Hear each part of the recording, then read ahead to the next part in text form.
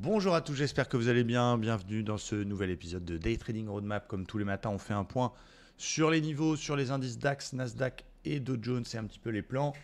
On va commencer par le DAX. Je vous rappelle d'ailleurs qu'on a eu l'inflation en zone euro il y a quelques minutes. Mais l'événement de la semaine, c'est demain, c'est la Fed avec les taux d'intérêt qui seront publiés demain soir. Et la conférence de presse, évidemment, on attend une hausse de 0,25 des taux d'intérêt américains, mais c'est surtout le discours sur le calendrier des prochaines hausses. Est-ce que ce sera la dernière? Est-ce qu'on aura encore d'autres hausses? Quel va être le ton de la Banque centrale américaine? C'est ce qui est très attendu et c'est ce que le marché attend avec impatience, et nous aussi, je vous l'avoue. En attendant, le DAX, il est toujours dans une tendance majeure plutôt haussière, mais à court terme, on est bloqué dans un range entre la zone 850 et 16 050, un range de 200 points.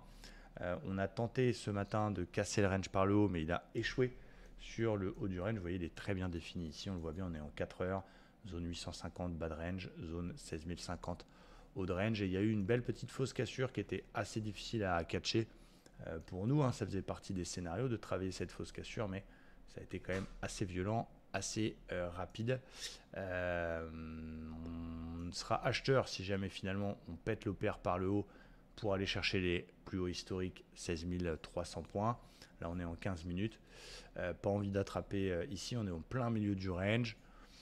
Je vais le laisser chercher son bas de range et voir ce qui peut se passer. Peut-être essayer d'attraper comme ici, une fausse cassure de range, réintégration violente, petite correction, on visera le haut. On fera la même chose, donc je vais me contenter sur le DAX de surveiller la zone des 15 850 points pour voir ce qui se passera tout en bas. Allons voir le Dow Jones. Donc Dow Jones intéressant en daily, même si les indices américains sont un petit peu bloqués, notamment à cause du calendrier économique, mais aussi du Standard & Poor's qui est bloqué sous les 4002. Le Dow Jones, on peut le voir, il est intéressant puisqu'il a cassé cette résistance oblique. Il a fait 1, 2, 3, 4, 5, 6 points de contact.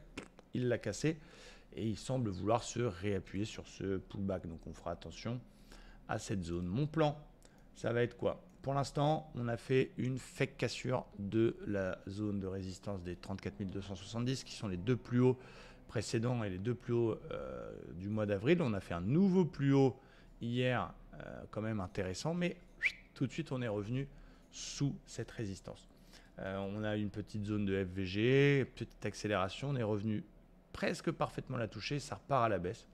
Bon, c'était compliqué à catcher. Moi, j'aurais préféré un tout petit peu plus haut. J'aime bien le milieu d'FVG. C'était 61,8 de la petite correction pour essayer de vendre vers les 34 220. Mais c'est parti sans nous et surtout le matin, difficile de trader les indices US.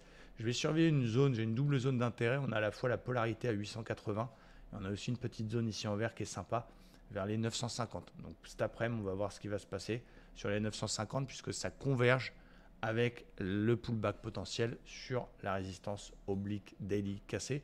Donc on va voir ce qui va se passer. Ça va être la zone que je vais surveiller, les 950 pour éventuellement un petit achat si on a un beau signal là-dedans. Du côté du Nasdaq, bon pareil, il est un petit peu plus solide que les autres dans son biseau daily, tranquillement, même s'il est sur un point haut. Il est là-dedans, il est là un peu comme dans son bain, il est plutôt pas mal. Et on a un joli range, on le voit bien 1 heure. Petit range ici, on avait travaillé des achats parce qu'on avait une fausse cassure du range qui était très intéressante la semaine dernière. Et donc ce range, 12 950, 13 300, eh bien il est beau. En plus, on est à l'intérieur d'un espèce de petit drapeau en H1 qui sera surveillé. Donc pour l'instant, je ne passe pas vendeur, je serai vendeur que si le flux s'inverse. Je vais surveiller soit une sortie par le haut du drapeau confirmée par la cassure des 13 360, le plus haut précédent. Donc au-dessus de cette zone-là, je paye pour aller chercher pourquoi pas le haut de biseau vers 13 600 points.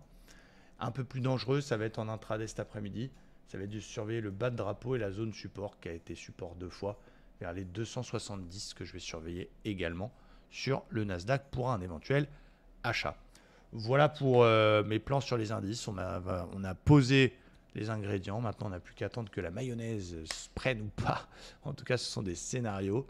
Et on surveillera ça cet après-midi en direct avec tous les membres de l'école Livestream Trader pour cette session de trading à 15h15. Merci à tous et à tout à l'heure. Ciao.